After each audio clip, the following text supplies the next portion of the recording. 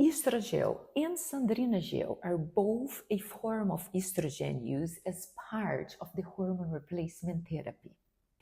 Estrogel contains 0.06% of estradiol, while Sandrina contains 0.1%. It's more concentrated. A small quantity is required. It says that it's a size of 1 or 2 palm of the hands on the skin.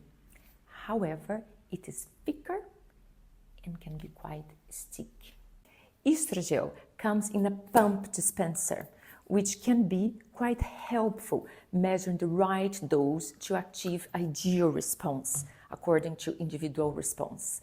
While Sandrina is a sachet, which can be quite helpful for travel, hand luggage, lipstick, Sandrina gel, why not?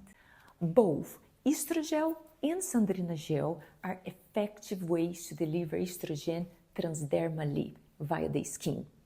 The choice between one or the other is a personal preference to packaging, ways of application, and lifestyle. I hope it helps. Keep well.